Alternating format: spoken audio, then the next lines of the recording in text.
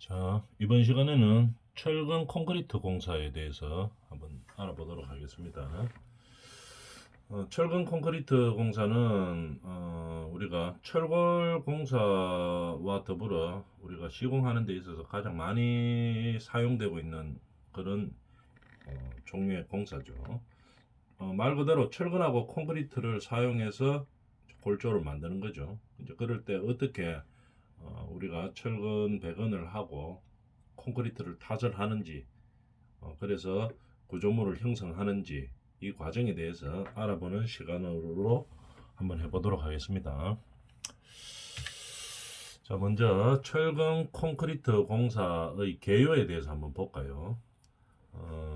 말 그대로 철근하고 콘크리트를 같이 섞어서 만드는 구조물이죠. 그러면은 콘크리트는 액체로 되어 있으니까 양생되기 전에 어떤 액체를 고체로 바꾸는 그 기간 동안 양생되기 전에 일정한 형태를 유지해야 되겠죠. 그 형태를 유지하도록 만들어 주는 것이 거푸집이죠, 그죠? 거푸집. 그럼 거푸집 안에 그럼 콘크리트를 타설하기 전에는 당연히 철근이 배건이 되어 있었을 것이고, 그 다음에 그 철근이 배건되고 나서는 우리가 건축물에서 필요한 뭐 설비라든지 전기라든지 이런 시설들이 이제 들어가 있게 되는 겁니다. 그리고 나서 이제 콘크리트 공사를 하게 되는 거죠. 그래서 이렇게 철근 콘크리트 공사의 개요에 대해서 이야기하자면 철근과 콘크리트를 합쳐서 이제 만드는 거겠죠. 철근은 인장력에 대응하고 콘크리트는 압축력에 대응을 하는 거겠죠. 그래서 이 철근과 콘크리트를 섞어서 만드는데 일정한 형상을 유지시키기 위해서 양생되는 기간 동안에 시간이 필요한 거죠. 그 시간 동안에 일정한 형태를 유지하고 있는 게 이제 거푸집 공사다 이렇게 되게 이야기할 수가 있겠습니다.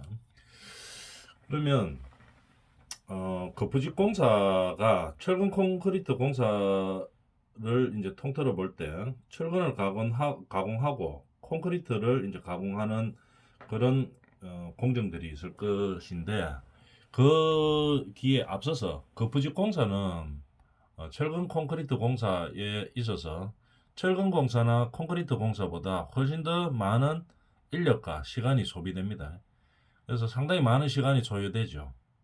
그리고 공사비도 많이 들어갑니다. 철근 콘크리트 공사 중에서 철근 시공하는 공사비나 콘크리트 시공하는 공사비보다도 훨씬 더 많은 공사비가 들어갑니다. 시간도 많이 들어가고 인력이 많이 차지하기 때문에 그런 것이죠. 그러면은 우리가 알 수 있다시피 그 부직 공사에서 그러면 돈도 많이 들어가고 그러면 시간도 많이 들어가고 한다던데 그럼 그 부직 공사를 하는 어, 방향을 좀 더 그럼 규격화 시키고 좀 더 유니트화 시켜 가지고 간단하게 할 수 있다면은 어떻게 되겠습니까? 공기도 많이 줄고 그 다음에 원가도 많이 절감할 수 있고 이런 어, 형태로 공사를 진행할 수가 있겠죠. 그래서 그 부직 공사 계획을 짤 때 상당히 철저하게 그 현장 여건에 맞게끔 잘 짜줘야 되겠죠. 그래서 그 부직 공사가 왜 중요한가 한번 알아봅시다. 품질, 그 부직 공사가 잘못돼 버리면은 구조물이 형태가 바뀝니다. 그죠? 양생되고 나서는 콘크리트가 양생되고 나서는 이 형상을 어떻게 바꿀 수가 없죠. 그렇기 때문에 이 콘크리트의 형상을 잘 유지시키고 원하던 목적대로의 형상이 잘 나오려고 하면은 우선에 거푸집 공사가 잘 되어야 되는 거겠죠. 만일 거푸집 공사가 잘못되어 있으면 구조물 품질 자체에 아주 직접적인 영향을 미치게 되겠죠. 뭐 형태가 이상하게 바뀐다든지 뭐 거푸집이 공사가 수직도가 정확하지 않으면은 구조물 해체하고 났을 때 거푸집을 해체하고 났을 때 구조물의 수직도도 정확하지 않죠. 이런 식으로 콘크리트 철근 콘크리트 구조물의 품질을 결정 지을 수 있는 아주 중요한 공사입니다. 그래서 거푸집 공사의 품질이 아주 중요한 형태가 되겠죠. 거푸집 공사에서 품질이 잘 나왔다고 이야기하면은 수직 수평도가 정확하게 맞는 겁니다. 그래서 원하는 수직과 원하는 수평도의 구조물을 만들어 낼 수 있게끔 공사를 하는 것이죠. 그래서 거푸집 공사는 이런 철근 콘크리트의 품질을 결정지을 만큼 중요한 공사다, 이렇게 알아주면 되겠습니다. 구조물의 품질에 직접적인 영향을 미치고 있는 거죠. 또 또 거푸집 공사는 일단 노동력이 많이 투여됩니다. 그리고 안전사고의 위험이 상당히 많습니다. 철근이나 콘크리트 공사보다도 훨씬 더 많은 안전상의 위험 요소들이 많이 있죠.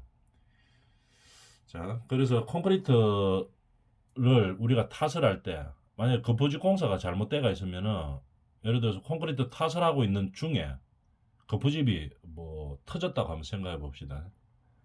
그러면 어떻게 됩니까? 콘크리트가 다 그쪽으로 쏟아지겠죠. 그러면은 콘크리트 탓을 할 때 그 압력도 있고 이렇기 때문에 아주 위험합니다. 그리고 잘못하면은 뭐 사람도 많이 다칠 수가 있고, 뭐 구조물 자체에서도 큰 문제가 발생할 수도 있고, 잘못해서는 뭐 구조물 자체가 붕괴될 수도 있는 위험이 있을 수도 있죠. 그래서 거푸집 공사는 안전과 아주 밀접한 관계가 있습니다. 물론 콘크리트 탓을 할 때 뭐 거푸집이 공사가 잘못돼 가지고 뭐 터진다, 이것도 안전상 아주 중요한 문제지만 공사할 때도 아주 중요한 문제입니다. 안전상 아주 중요한 문제가 되겠죠. 공사할 때 위험 요소들이 상당히 많습니다. 거푸집 자체가 무게가 있고, 그 다음에 어떤 그 거푸집을 고정하기 위해서 하는 우리 공사들이 많이 있죠. 타일을 뭐 설치를 한다든지, 그 다음에 보강을 한다든지, 폼을 뭐 정착을 시킬 때 아주 좀 위험한 그런 요소들이 많이 있습니다. 그래서 거푸집 공사를 할 때 안전하게 해줘야 되는 그런 문제들이 많이 있죠. 그 다음에 노동력이 많이 들어가는 공사이기 때문에 공기도 아주 많은 부분을 차지합니다. 전체 공기의 25% 내외를 차지하고 있죠. 그래서 거푸집 공사를 만약에 우리가 계획을 잘 세워서 단축시킬 수 있다면 전체 공기를 확 줄일 수 있습니다. 이런 식으로 공기가 긴 반면 우리가 계획을 잘 잡으면 전체 공사 기간을 줄일 수 있을 만큼 그만큼 공기적인 면에서 봤을 때 아주 중요한 부분을 차지하고 있죠. 또 원가적인 부분에서도 한번 볼까요? 골조 공사의 약 한 40% 가까이를 차지하고 있습니다. 골조 공사의 40% 정도를 거푸집 공사가 차지하고 있고, 그 다음에 전체 공사비에서는 한 10에서 15% 정도를 차지하고 있습니다. 그래서 원가 부분에 있어서 차지하는 부분이 상당히 많죠. 거푸집 공사가. 그럼 우리가 거푸집 공사 계획을 세울 때 우리가 원가를 절감할 수 있는 방향으로 잘 세워준다면은 전체적인 공기라든지 전체적인 원가 절감 차원에서 아주 중요한 부분을 차지할 수 있겠죠. 그러면은 뭐 어떤 식으로 하면은 거푸집 공사의 공기를 줄이고 원가를 줄일 수 있습니까? 이렇게 묻는다면은 우리가 옛날에 사용하던 거푸집 방식, 예를 들어서 뭐 건물당 하나씩 필요한 거푸집을 제작을 하고, 그 다음에 규격화되어 있지 않은 것들을 막 사용해서 전용이 떨어지도록 하고, 이렇게 하면은 공기라든지 원가라든지 이런 것들이 많이 증가되죠. 근데 예를 들어서 시스템화 딱 시켜가지고 거푸집을 규격화 시켜서 그 다음에 설치라든지 해체라든지 할 때 시간이 아주 기존의 방식보다 좀 준다. 그 다음에 규격화되어 있어서 대부분 다 규격화되어 있어가지고 뭐 특별하게 이 건물에 한정돼서 제작해야 될 만한 그런 거푸집들은 없다, 필요 없다. 전부 다 규격화되어 있는 시스템으로 아주 빠르게 조립할 수 있고 빠르게 해체할 수 있다. 이러면은 공기 면에서 또 노동력이 절감되기 때문에 인건비가 많이 줄어들게 되는 거겠죠. 그러면 원가가 줄어들게 되겠죠. 이런 형태의 거푸집 공사를 어떻게 할 것이냐에 대해서 많은 연구들이 진행되어 있죠.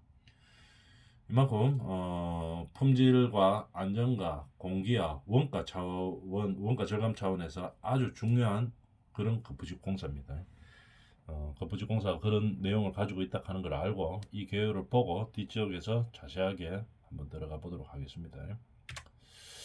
자, 그러면 철근 콘크리트 구조가 어떤 형태로 이루어져 있는지 한번 그림으로 전체적인 개요를 한번 보고 우리가 자세히 한번 들어가 보도록 하겠습니다. 자, 철근 콘크리트 구조는 그림에서 보는 것 같이 이렇게 되어 있죠. 기초가 형성이 될 것이고, 물론 기초는 뭐 독립기초도 이런 식으로 지금 현재가 독립기초죠. 독립기초가 있을 수도 있고 줄기초가 있을 수도 있고 뭐 매트 기초가 있을 수가 있고 뭐 여러 가지 기초 형태들이 있죠. 저번 시간에 했던 그런 기초 형태들이 있고, 그 다음에 기초 위에 이제 우리가 기둥을 세우죠. 기둥을 세웁니다. 기둥이 올라가고 나면 기둥이 이렇게 필요한 곳에 서게 되겠죠. 구조 계산에 의해서 기둥이 설치가 되면 기둥하고 기둥하고를 뭐로 연결시킵니까? 이 보로 연결시키죠. 그죠? 기둥하고 기둥하고를 보로 연결시킵니다. 그 다음에 그 기둥 보 위에 우리가 슬라브를 탓을 하죠. 그러면 철근 콘크리트 조를 탓을 할 때는 한 층을 기준으로 한꺼번에 탓을 합니다. 그러면은 슬라브하고 보하고 기둥하고를 한꺼번에 탓을 하죠. 그죠? 특수한 건물이 아니면은 뭐 예를 들어 특수한 건물이라고 하면은 뭐 어떤 거를 말합니까? 엄청 크다든지 아니면 특수 목적을 가지고 있는 뭐 엄청 크다든지 아니면 뭐 초보층 건물이라든지 아주 어떤 특수한 목적을 가진 그런 건물들 아니면은 한 층을 한꺼번에 콘크리트 타설을 합니다. 그래서 바닥과 보와 기둥을 한꺼번에 일체화시키죠. 그래서 철근 콘크리트 구조가 형성되는 겁니다. 자, 그러면 일체화가 되면 구조적으로는 좀 상당히 안정대가 있겠죠. 물론 현장에서 콘크리트 탓을 할 때 아까도 이야기했던 이 한 층을 한꺼번에 탓을 하는 구조가 제일 기본적인 구조입니다. 기둥, 슬라브를 한꺼번에 탓을 하는 거. 뭐 기둥 대신에 예를 들어가 아파트처럼 벽체가 기둥의 역할을 하고 있다면은 내력벽을 역할을 하고 있다면은 기둥 대신에 벽을 한꺼번에 탓을 하게 되겠죠. 그래서 슬라브, 벽체, 내력벽을 말하는 거죠. 이것이 한꺼번에 이제 타설이 되는 형태입니다. 이런 식으로 일체화 시키는 게 기본 방법인데, 건물 형태에 따라서 예를 들어서 너무 커서 한꺼번에 타설을 시킬 수 없는 경우가 있겠죠. 그럴 때는 끊어치기를 합니다. 어느 부분에서 끊어치기를 하죠. 예를 들어서 한 층 바닥이 뭐 한 5,000평 정도 됩니다. 그런 건물들도 있죠. 그렇게 큰 건물들, 뭐 물류센터라든지 이런 건물들이 있습니다. 그러면은 이 한 5,000평 되는 걸 갖다가 이 슬라브하고 보하고 이 기둥을 한꺼번에 타설할 수가 없죠. 타설하다 보면은 벌써 뭐 시간이 많이 걸리기 때문에 재료의 이질화가 된다든지 여러 가지 뭐 구조적으로도 문제도 있을 수 있고, 그래서 한꺼번에 칠 수 없는 상황이 될 수가 있습니다. 이럴 때는 어떻게 합니까? 구역을 하죠. A 구역, 한 층 안에서도 A 구역, B 구역 해서 끊어치기를 하죠. 그럴 때는 반드시 구조 계산이 들어가서 어느 부분에서 끊어친다. 이제 이런 것들을 구조 계산을 한 다음에 그 다음에 해줘야 되겠죠. 그렇지만도 1차적으로는 우리가 한꺼번에 한 층을 타설한다 하는 것을 기본으로 잡고 있는 거죠. 근데 이거는 이제 현장 타설할 때는 이렇게 한꺼번에 이제 타설을 하는 경우인데, 요즘들 보면은 공장에서 생산했는 PC들이 많이 있죠. 그죠? 이렇게 큰 건물들 예를 들어서 뭐 물류센터나 이런 것들 큰 건물들을 보면은 뭐 창고 건물이라든지 아니면 뭐 체육관 시설 이런 것들을 보면은 요즘은 현장 타설하기가 규모가 너무 크니까 이제 한꺼번에 타설하기가 어렵고 시간도 많이 걸리고 비용도 많이 걸리기 때문에 공장에서 생산하는 경우도 많이 있습니다. 예를 들어서 보면은 요 기둥을 하나씩 공장에서 생산을 하는 거죠. 규격에 맞게끔. 그 다음에 보도 생산을 합니다. 공장에서. 현장에서 한꺼번에 타설하는 게 아니고. 그죠? 그 다음에 슬라브도 공장에서 생산하는 경우도 있는데 슬라브는 잘 생산을 하기가 어렵죠. 그죠? 왜냐하면은 이 사이즈가 크고 규격이 큰 거죠. 그러면 예를 들어서 공장에서 생산을 했다고 치더라도 슬라브 바닥판 경우를 말하는 겁니다. 공장에서 현장으로 이송시키는 것도 상당히 힘들죠. 그 다음에 설령 이송시켰다고 치더라도 그 다음에 설치하는 게 또 상당히 어렵죠. 규격이 사이즈가 크기 때문에 공사 현장에서 그만큼 여유 공간이 있느냐 하는 문제도 있고 여러 가지 문제들이 있습니다. 그래서 물론 공장 생산을 슬라브도 가능은 하죠. 그러나 실무에서는 잘 사용을 하지는 않습니다. 그래서 일반적으로 공장을 생산을 한다고 보면 기둥이라든지 볼을 생산을 하는 거죠. 그래서 기둥과 볼을 생산해서 현장에서는 조립만 하는 겁니다. 붙여놓는 거죠. 그 이염 부분은 어떻게 합니까? 요 부분이 이염이 되겠죠. 기둥이 현장 생산이 아니고 공장 생산을 했다 손 치더라도 기둥하고 보하고 연결되는 부분이 있죠. 요 부분은 현장에서 콘크리트를 타설을 합니다. 요 부분만 타설을 하면 되기 때문에 시간이 상당히 빠르죠. 그 다음에 원가도 상당히 줄어듭니다. 왜냐하면은 거푸집 공사를 하는 양을 한번 생각해 봅시다. 기둥 거푸집을 현장에서 조립하고 그 다음에 철근 콘크리트를 타설한 다음에 그 다음에 양성시키고 그 다음에 폼을 해체하는 그 시간을 한번 생각해 봅시다. 시간도 엄청 많이 걸리죠. 양성시켜서 그 다음에 폼 가공하는 시간도 많이 들고 그 다음에 콘크리트 타설하고 난 이후에 양생하는 시간도 많이 들고 그 다음에 폼 해체하는 시간도 많이 듭니다. 그 다음에 해체하고 나면은 폼을 또 어디로 치워야 되죠. 치우는 시간도 상당히 많이 들겠죠. 그래서 이 모든 것들을 공기를 단축하기 위해서 공장 생산으로 요즘 많이 하죠. 작은 건물들에서는 그렇게 하면은 그럴 필요까지는 별로 없죠. 그러나 규모가 크고 동일한 사이즈로 간다. 이렇게 되면 현장 생산보다는 공장 생산을 많이 합니다. 요즘은. 보도 마찬가지죠. 이것도 거푸집을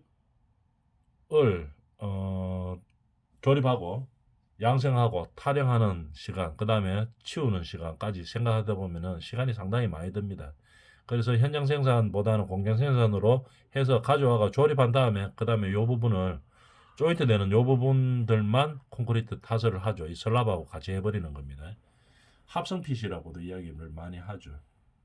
그래서 이렇게 하면은 공기가 상당히 첫 번째로 공기가 많이 줍니다. 그 다음에 두 번째로 공기가 줄면은 어떻게 됩니까? 이 노동력들이 많이 줄게 되겠죠. 그래서 원가도 상당히 많이 줄어듭니다. 보통 현장 생산을 하면은 20에서 40% 정도까지 공사비를 줄일 수 있다고 이야기합니다. 건물 형태에 따라서 다르겠지만 최소한도로 20% 이상은 공사 비용을 줄일 수 있고 공기 면에서도 아주 많은 단축이 가능한 거죠. 그래서 여러 가지 방법들이 많이 있지만 우선은 가장 기본적으로 현장에서 많이 사용할 수 있는 그 방법들에 대해서 한번 전통적으로 사용하는 철근 콘크리트 구조 이 방법에 대해서 시공하는 방법에 대해서 한번 알아보겠습니다. 전체적인 개요는 이렇게 되는 거겠죠. 그림을 잘 한번 보고 그 다음에 이제 하나씩 들어가 보겠습니다. 그러면 아까 이야기했다시피 철근 콘크리트 공사에서는 그 부직 공사가 가장 많은 노동력과 시간과 비용이 소비된다고 이야기를 했었죠. 그러면 그 거푸집을 비용도 많이 들고 공사 기간도 많이 들기 때문에 이 거푸집을 어떻게 하면은 빨리 생산하고 어떻게 하면은 비용이 적게 들고 할 것인가 이에 대한 연구들이 많이 진행되었겠죠. 그래서 지금은 상당히 많이 발전되어 있습니다. 어떤 식으로 변화가 되어 있는지 한번 알아볼까요? 재래식 거푸집 옛날에는 어떻게 했나 이 말입니다. 옛날에는 규격화된 요즘 같은 형태의 폼이나 이런 것들이 없을 때는 어떻게 됐습니까? 우리나라 뭐 70년대 이럴 때 말하는 거죠. 그럴 때는 어떻게 했는가 하면은 건물 하나하나마다 전부 다 인력으로 만들었습니다. 뭐로 만들었나 하면 합판으로 주로 만들었죠. 합판으로 만들고 그 다음에 보강을 하기 위해서 현장에서 말하는 오빗기라고 하죠. 오빗기나 다루기를 대가지고 보강을 하고 이렇게 많이 했었죠. 그 다음에 그게 좀 약하기 때문에 조금 더 강한 비계라든지 이런 걸 써서 보강을 하고 이제 만들었죠. 그러다 보니까 시공이 상당히 까다로웠었습니다. 재래식 거부집을 사용했을 때는. 그 다음에 아주 상당히 복잡했죠. 그 다음에 엄청 무거웠어요. 그래서 무겁기 때문에 사람이 뭐 들고 가가지고 뭐 하고 이러려고 하면 시간이 엄청 많이 걸렸었죠. 그 다음에 한 번 쓰는 것은 다시 사용할 수가 없게 됐었습니다. 그죠? 왜냐하면은 뭐 합판으로 한번 만들었다고 생각해 봅니다. 합판으로 거부집을 대고 그 다음에 콘크리트를 한번 타설 했어요. 그 다음에 이제 해체를 해야 되겠죠. 합판 해체하다가 보면 어떻게 되겠습니까? 콘크리트하고 딱 붙어 있던 거를 해체하다가 보니까 다 부서지고 없죠. 그렇게 하다 보면은 다음 층 할 때는 또 다시 만들어야 되죠. 뭐 이런 과정들이 우리나라 한 70년대 정도에서 주로 사용되는 거부집 형태였었습니다. 그러다 보니까 공사기간도 엄청 많이 들고 그 다음에 전용률이 낮아지기 때문에 인건비도 많이 들고 그 다음에 자재 소모도 많고 이랬기 때문에 원가가 많이 들게 되었던 형태였죠. 그러면서 이제 80년대, 90년대 들어오면서 우리가 건설 환경이 많이 바뀌게 됐죠. 그때 재래식 거부집 사용할 때 그때는 그래도 인건비가 쌌기 때문에 시간은 좀 뭐 시간 줄이려고 하면 어떻게 하면 됩니까? 10명 들어갈 거 100명 들어오면 되죠. 그 다음에 인건비 자체가 낮았기 때문에 가능했었습니다.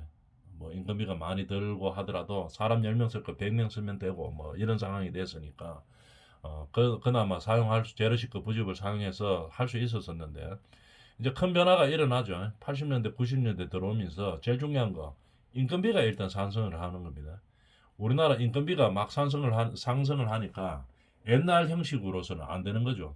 그러면 이제 원가 자체가 너무 높아지기 때문에 환경이 이제 바뀌어가는 겁니다. 인건비가 주로 상승이 되기 때문에 이렇게 인력 위주로 가는 방식은 이제 되지 않겠다.